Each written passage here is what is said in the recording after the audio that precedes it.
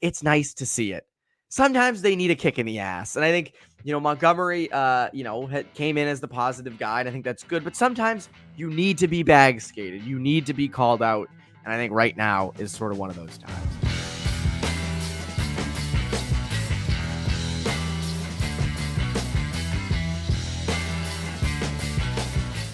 And welcome into the Bruins Beat, presented by Prize Picks. Go use our promo code CLNS to get up to $100 back on your first deposit. Again, up to $100.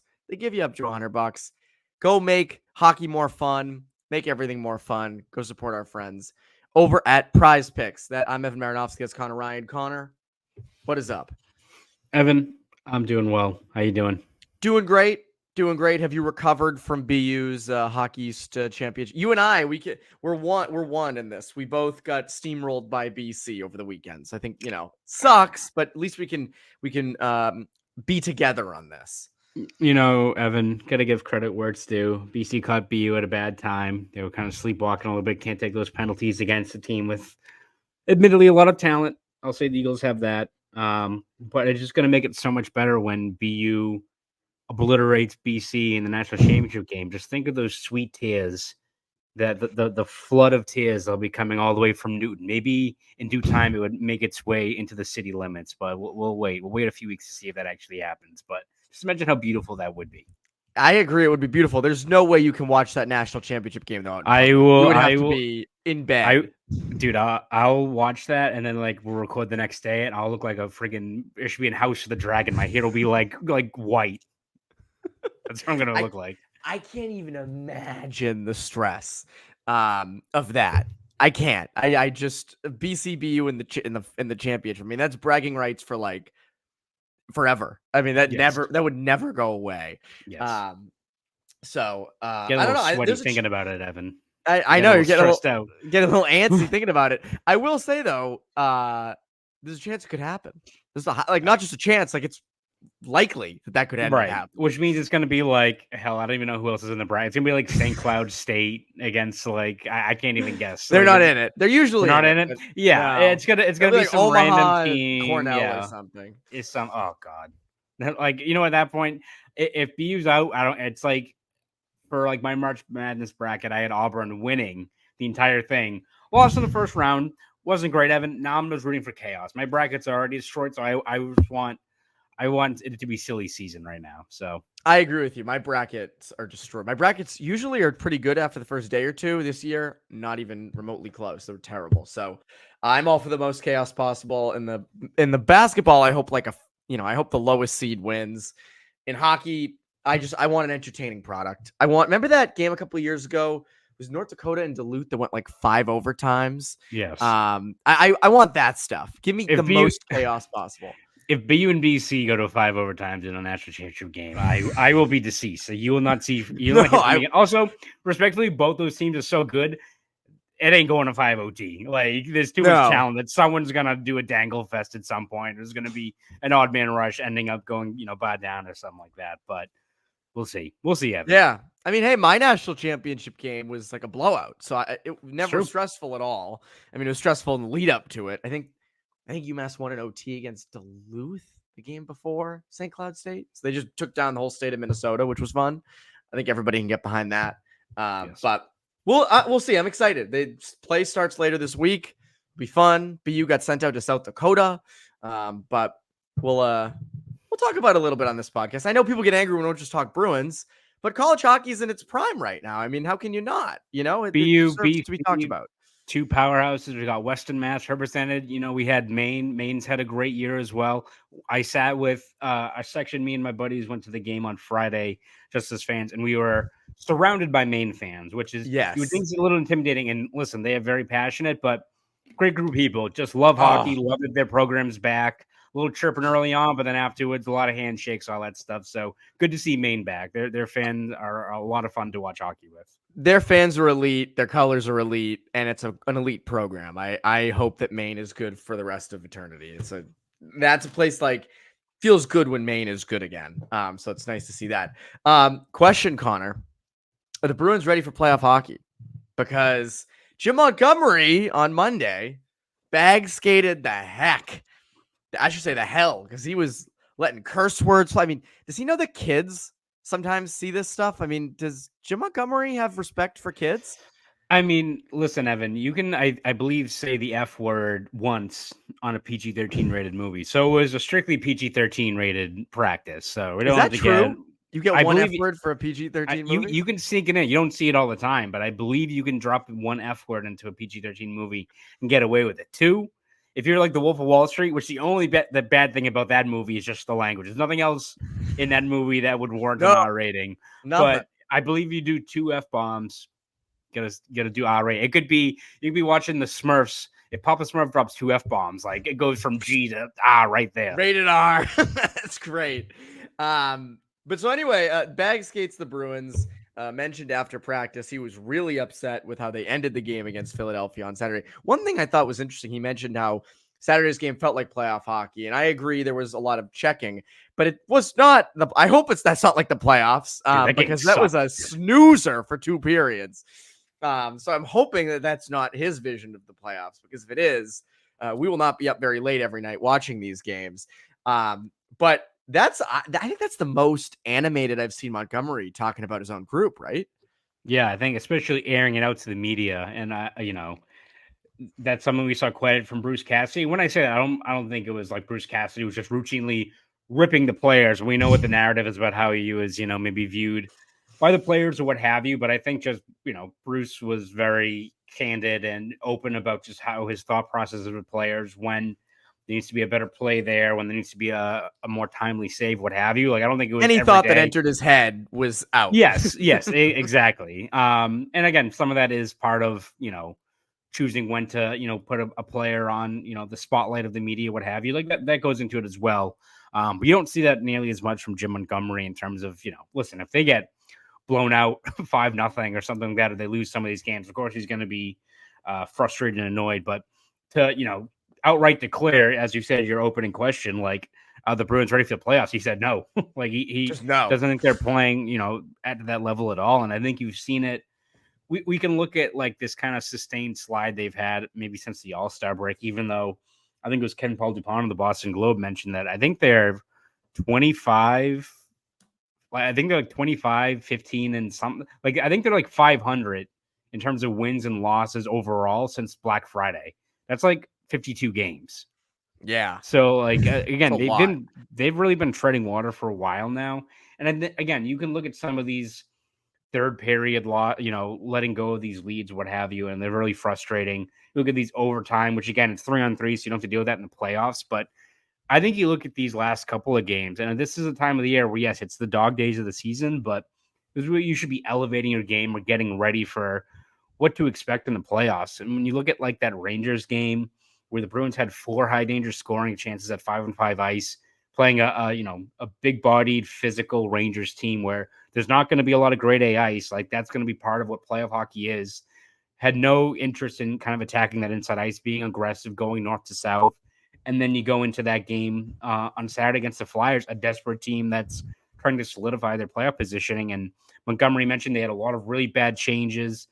You had, some stays from Allmark you had to have there. Just all like the little details. And I think that's something for the Bruins this year, just that inconsistency where there's been times where they've been playing like road beaters. There's been games or even like stretches of a period where this team looks like a team that can grind and grit its way to a couple of playoff series wins. And there's times where they're just making things so much easier for the competition, so much harder on themselves. And when you get to the playoffs where it's so much tougher to get quality scoring chances, to get inside ice, to hold off guys like Austin Matthews and Matthew Tkachuk, and and countering these stronger forechecking teams, like it's only going to get harder from here. And so far, the Bruins haven't shown consistency in terms of playing at a high level. And that's what's going to kill them in the playoffs if they don't, correct their overall game weeks next couple of weeks. And he mentioned the habits, those being bad, and you mentioned them, just the blowing the late game leads, things like that. One interesting thing I found in what he was saying was how some guys just didn't, in his eyes, seem like they wanted to go for loose pucks or win puck battles or be the first in the corner. And I mean, that first of all, that's, credit to him for being honest about that and being open.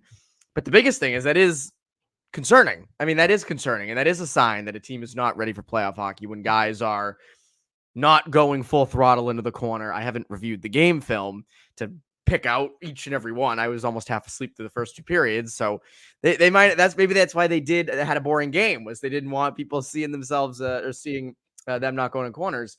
But I do think that it's concerning. It's concerning as hell. I want to get into whether or not this was too late for Montgomery, because it is. I mean, we're less than a week. We're less than a month away from the playoffs. I wish we were a week away from the playoffs. Awesome. Please. But we are not. But I want to get into that. But first, a quick word from our friends over at Prize Picks. Testing my skills on Prize Picks this season is the most exciting way to play daily fantasy sports. If you have the skills, you can turn $10 into $1,000 with just a few taps. Prize Picks is really simple to play. I can make my picks and submit my entry in less than 60 seconds.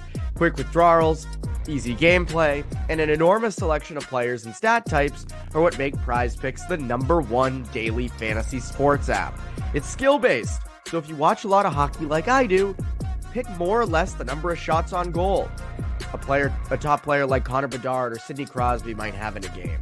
So download the app today and use code CLNS for a first deposit match up to $100.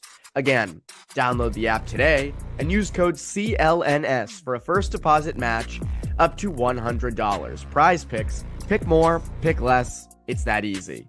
Now, back to the show.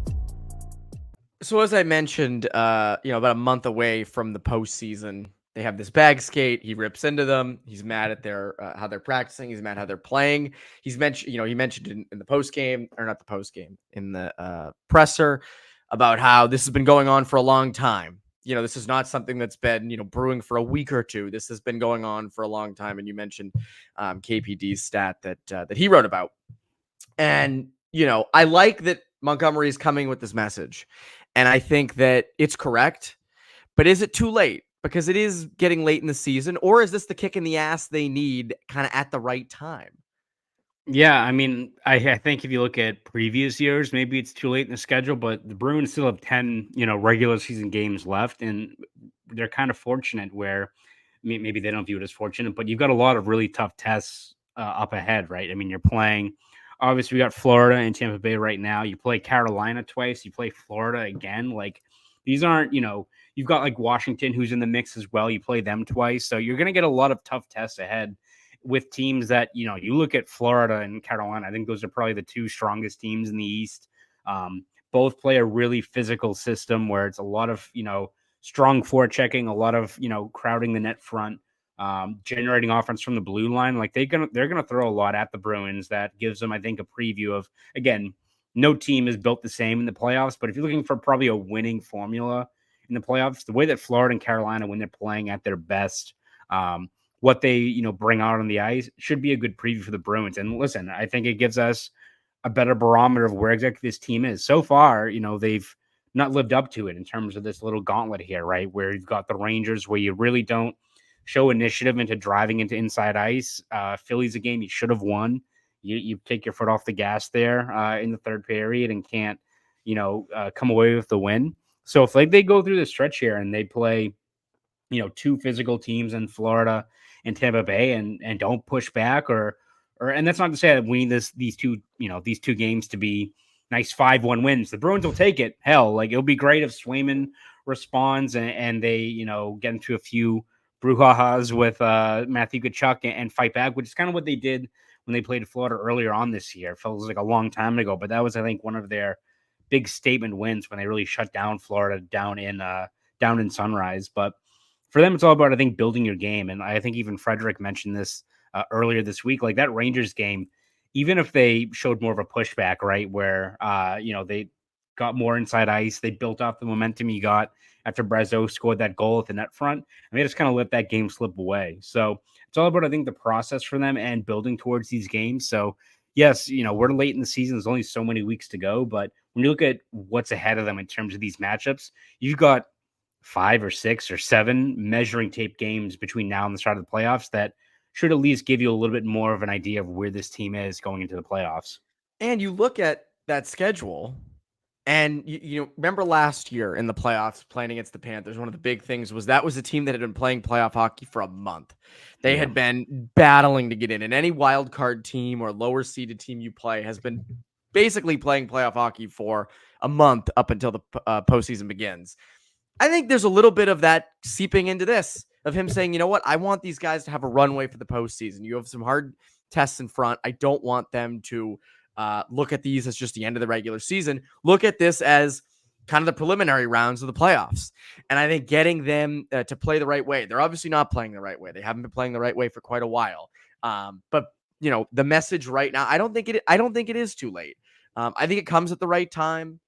And I think it kind of gets them, for their sake, hopefully playing playoff hockey now rather than just ramping up for game one and expecting those blowing leads to go away and things like that. And the goaltending needs to get better, because I want to get into what we're looking for out of this Florida trip and out of this road trip in a second. But I don't think it's too late. I don't. I think it comes at a pretty good time.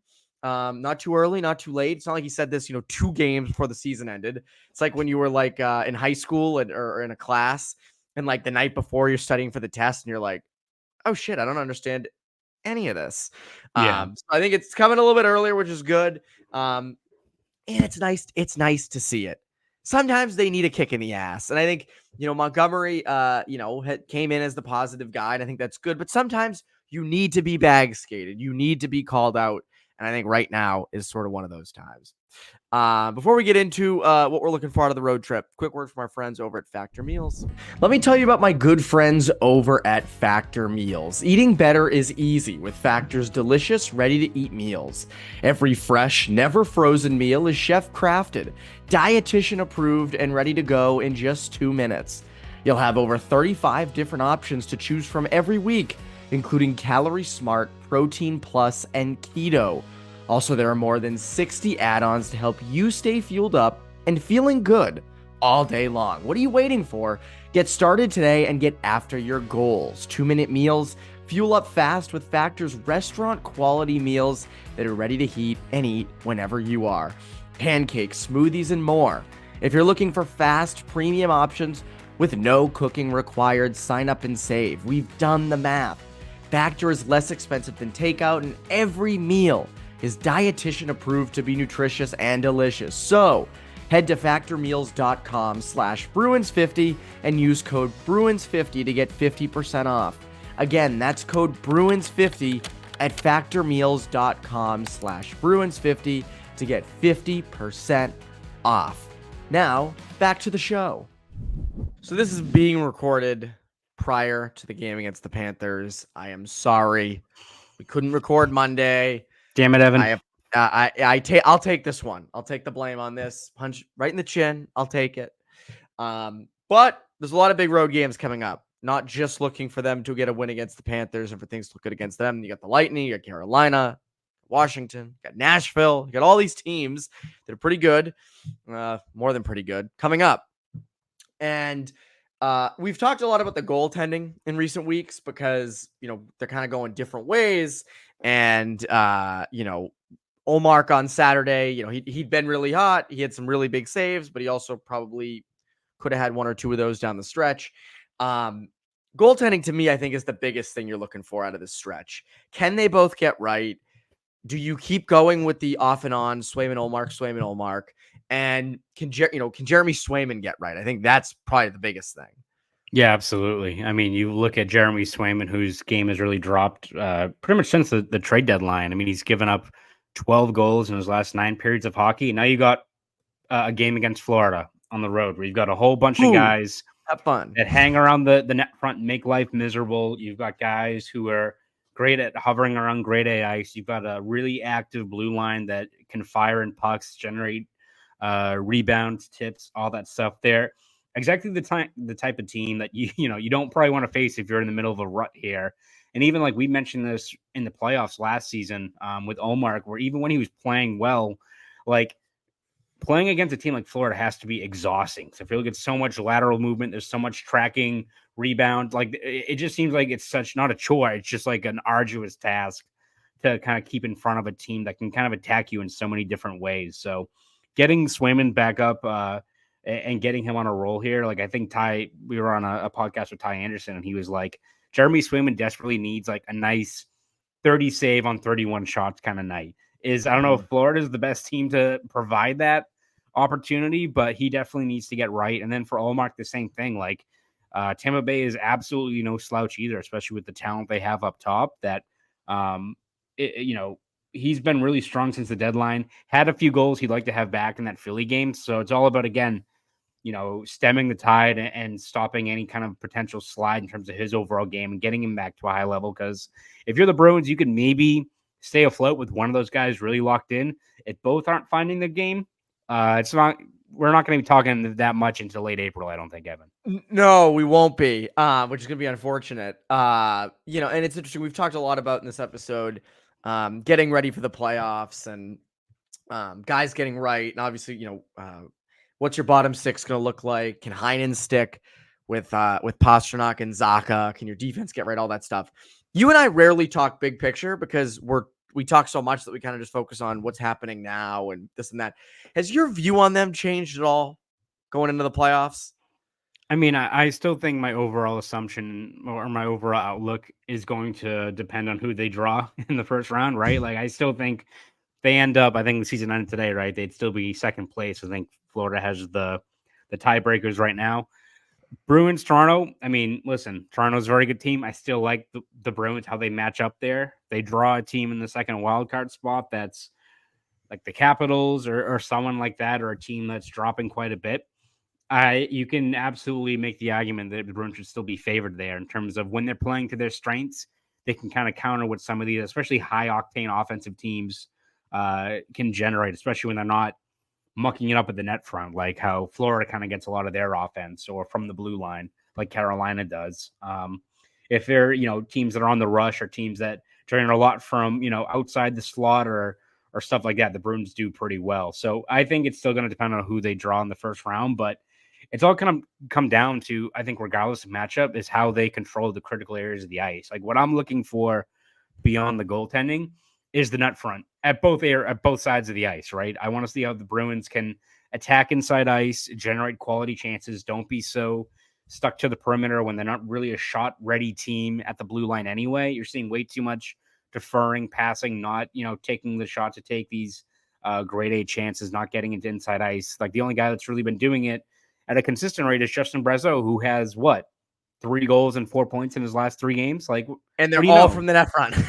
Yeah, exactly. We're not reinventing the wheel here. So I think looking offensively, how much the Bruins are committed to fighting inside, fighting through, some physical defensemen, what have you, to generate that. And then on the other end of the ice too, how well they defend the net front against guys like Matthew Tkachuk and what have you, because that's also going to be easier said than done, I would say. You make an interesting point with the net front at both ends of the ice. My outlook on them, I think when things were really hot mid-season and kind of after the Christmas break, I said, okay, I didn't believe them as cup contenders. Now I do. They're, top of the league. We should have those expectations for them.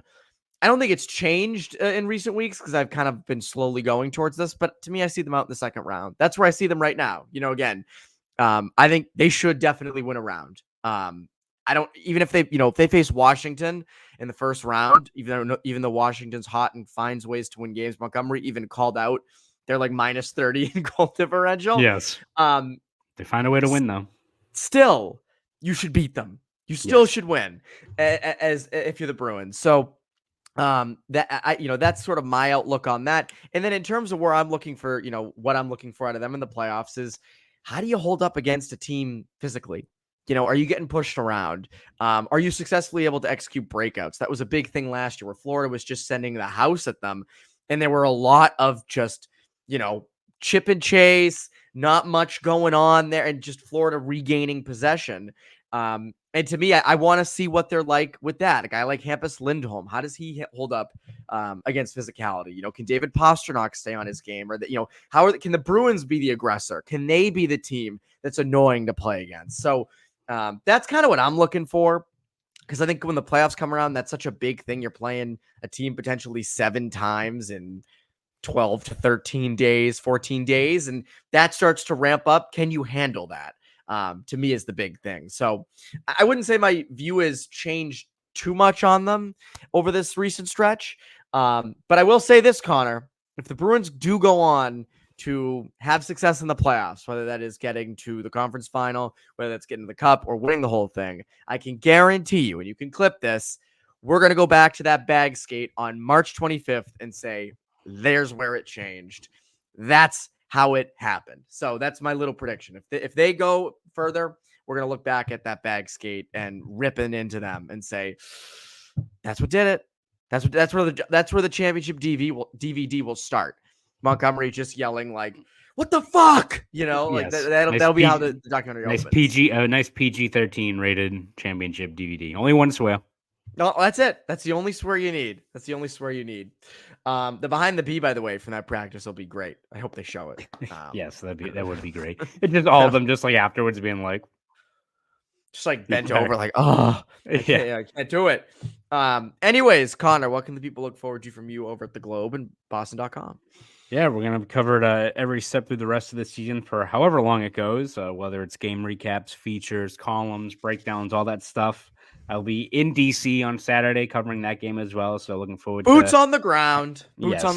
Heading down there for that as well. So you can find all my stuff over at Boston.com and the Globe. And if you want to follow me on Twitter, you can at Conor Ryan _93. Go do all of that. That's Conor Ryan. I'm Evan Marinofsky, presented by Prize Picks. You Bruins Beat listeners, have a great rest of your week.